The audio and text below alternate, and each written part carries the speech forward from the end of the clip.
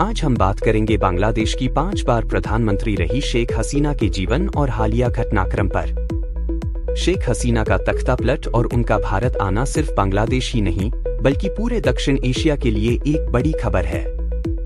आइए जानते हैं इस महत्वपूर्ण घटना के साथ ही शेख हसीना के जीवन से जुड़े कुछ अनसुने पहलुओं के बारे में। हमारा पड़ोसी देश बांग्लादेश में हिंसा का माहौल है, जहां शेख हसीना की सरकार का तख्तापलट हो गया है। हसीना के इस्तीफा देने के बाद बांग्लादेश के सेना प्रमुख जनरल वाकरुज्जमान ने शांति की अपील करते हुए जल्द ही एक अंतरिम सरकार के गठन की घोषणा की। बांग्लादेश की पूर्व प्रधानमंत्री शेख हसीना ने अपने पद से इस्तीफा देने के बाद भारत में शरण ली है। 5 बार बांग्लादेश की प्रधानमंत्री रह चुकी शेख हसीना, जिन्होंने अपने माता पिता और तीनों भाइयों की हत्या का सामना किया है, अब भारत में है। आरक्षण के विरोध में बांग्लादेश के कॉलेज और छात्रों से शुरू हुआ एक छोटा सा विरोध अब पूरे देश में फैल चुका है। 5 अगस्त को बांग्लादेश में हुई हिंसा के बाद शेख हसीना भारत आई। हिंडन एयरफोर्स बेस पर उनकी लैंडिंग के बाद उन्हें हेलीकॉप्टर से एक सुरक्षित स्थान पर ले जाया गया है।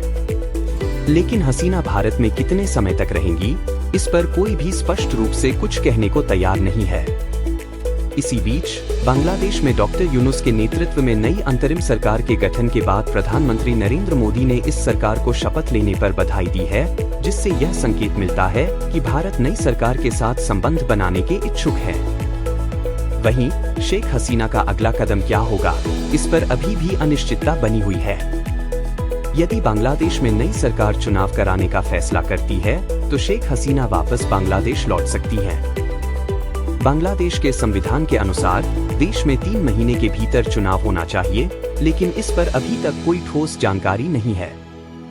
दिलचस्प बात यह है कि शेख हसीना ने भी अपने करियर की शुरुआत कॉलेज की राजनीति से की थी। ऐसे में यह जानना दिलचस्प होगा कि उन्होंने किस कॉलेज से पढ़ाई की, कितनी भाषाओं की जानकारी रखती हैं, कौन सी डिग्री ली और उन्हें कौन कौन से पुरस्कार मिले हैं। आइए जानते हैं, कौन है शेख हसीना। करीब 20 साल तक सत्ता में रहने वाली शेख हसीना बांग्लादेश की सबसे लंबे समय तक सेवा करने वाली पूर्व प्रधानमंत्री हैं और दुनिया की सबसे लंबे समय तक निर्वाचित महिला सरकार प्रमुख भी हैं। 2018 में हसीना को टाइम पत्रिका के दुनिया के 100 सबसे प्रभावशाली लोगों में शामिल किया गया था और उन्हें 2015, 2018 और 2022 में फोर्ब्स द्वारा दुनिया की 100 सबसे शक्तिशाली महिलाओं में से एक के रूप में बताया था। क्या है उनकी निजी जिंदगी?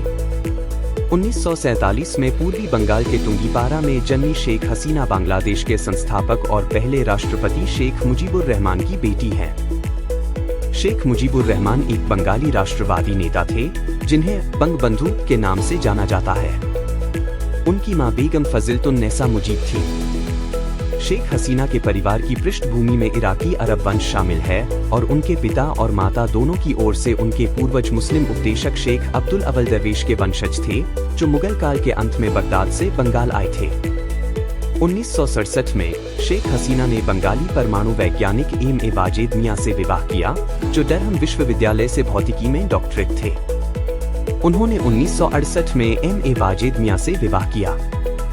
वाजेद मियां बांग्लादेश के एक भौतिक वैज्ञानिक, लेखक और बांग्लादेश परमाणु ऊर्जा आयोग के अध्यक्ष थे। शेख हसीना के एक बेटा सजीब वाजेद और एक बेटी साइमा वाजेद है। शेख हसीना 3 भाषाओं की जानकार हैं। उन्हें बांग्ला भाषा के साथ साथ अंग्रेजी और हिंदी पर भी अच्छी पकड़ है। शेख हसीना ने ढाका विश्वविद्यालय में बंगाली साहित्य का अध्ययन किया और 1973 में यहाँ से स्नातक की डिग्री हासिल की। क्यों आई थी 1975 में शेख हसीना के परिवार पर आफत? 1971 में बांग्लादेश के स्वतंत्रता संग्राम के दौरान शेख हसीना और उनके परिवार के अन्य सदस्यों को पाकिस्तानी सरकार द्वारा विद्रोह में भाग लेने के कारण कुछ समय के लिए हिरासत में लिया गया था। उसी समय शेख हसीना को उस अवामी लीग के नेतृत्व के लिए चुना गया, जिसे उनके पिता शेख मुजीबुर रहमान ने स्थापित किया था और जो अब बांग्लादेश की सबसे बड़ी राजनीतिक संगठन बन चुकी थी। 1975 में जब बांग्लादेश के पहले राष्ट्रपति के रूप में मुजीबुर रहमान चुने गए, तो देश की सेना ने बगावत कर दी। 15 अगस्त 1975 की सुबह को कुछ हथियारबंद सैनिकों ने शेख हसीना के घर पर हमला किया और उनके माता पिता और भाइयों समेत परिवार के 17 सदस्यों की हत्या कर दी। उस समय शेख हसीना अपने पति वाजिद मियां और बहन शेख रिहाना के साथ यूरोप में थी। इसके बाद उन्होंने पश्चिम जर्मनी में बांग्लादेशी राजदूत के घर में शरण ली और फिर भारत की प्रधानमंत्री इंदिरा गांधी द्वारा दिए गए राजनीतिक आश्रय को स्वीकार कर लिया। हसीना और उनके परिवार के जीवित सदस्य 6 वर्षों तक नई दिल्ली, भारत में निर्वासन में रहे। इस दौरान शेख हसीना को जिया-उर रहमान की सैन्य सरकार द्वारा बांग्लादेश में प्रवेश करने से रोक दिया गया था। 1975 से 1977 तक शेख हसीना अपने पति वाजिद मियां के साथ भारत में रहीं। पहले वे रिंग रोड की एक कोठी में रहीं, फिर पंडारा रोड पर शिफ्ट हो गई। बाद में उन्होंने लाजपत नगर 3 की कोठी नंबर 56 को किराए पर लिया, जहां अब होटल डिप्लोमेट रिजेंसी चलता है। उनके दिल्ली प्रवास को इतना गुप्त रखा गया था कि वे और उनके पति वाजिद मियां मिस्टर और मिसेज मजूमदार के नाम से रह रहे थे। शेख हसीना ने भारत आने की बात इंदिरा गांधी को बताई थी, जिसके बाद भारत सरकार ने उनके रहने का प्रबंध किया था। उनके पति वाजिद मियां, जो एक वैज्ञानिक थे, उन्हें नई दिल्ली स्थित परमाणु ऊर्जा आयोग में नौकरी मिल गई, जहां उन्होंने 7 साल तक काम किया। भारत में 6 साल रहने के बाद 17 मई 1981 को शेख हसीना अपने वतन बांग्लादेश लौट गईं। उनके स्वागत में लाखों लोग एयरपोर्ट पर पहुंचे थे, लेकिन उन्हें वहां काफी चुनौतियों का सामना करना पड़ा। भ्रष्टाचार के आरोपों में उन्हें जेल भी जाना पड़ा, लेकिन आखिरकार 1996 में वे सत्ता में आईं और पहली बार बांग्लादेश की प्रधानमंत्री बनी। शेख हसीना कौन से अवार्ड मिले हैं? हम बात करेंगे बांग्लादेश की प्रधानमंत्री शेख हसीना की उन अद्भुत उपलब्धियों और पुरस्कारों के बारे में। 1998 में शेख हसीना को ऑल इंडिया पीस काउंसिल द्वारा मदर टेरेसा अवार्ड से सम्मानित किया गया, जो उनके शांति और मानवता के लिए किए गए प्रयासों की सराहना करता है। उसी वर्ष Mahatma M K. Gandhi foundation, Oslo, Norway ने उन्हें एम.के. गांधी अवार्ड से नवाजा। यह पुरस्कार उनके अहिंसा और सामाजिक न्याय के प्रति समर्पण को मान्यता देता है। 2000 में शेख हसीना को पर्ल एस बक अवार्ड मिला, जो बांग्लादेश में महिलाओं और बच्चों के जीवन सुधार में उनके योगदान को मान्यता देता है।